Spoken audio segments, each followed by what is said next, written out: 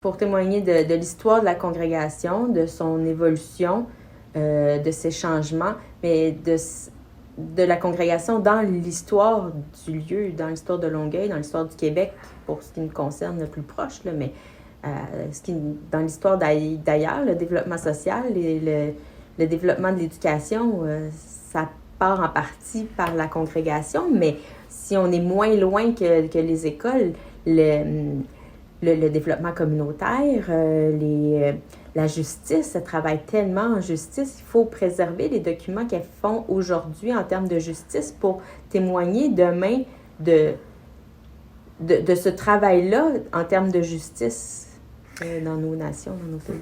J'aurais envie de dire qu'en fait, c'est une mémoire collective aussi. C'est pas simplement pour nous, puis c'est pas simplement pour l'histoire de la congrégation.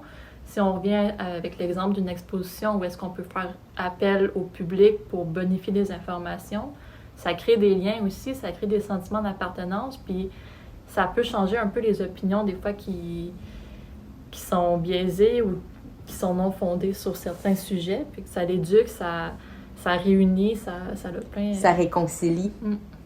Ce souci de le préserver pour l'avenir, pour la collectivité, parce que on sera plus là demain. Dans 100 ans, on sera plus là, nous, mais est-ce que la congrégation va être encore là dans 100 ans? On le sait pas.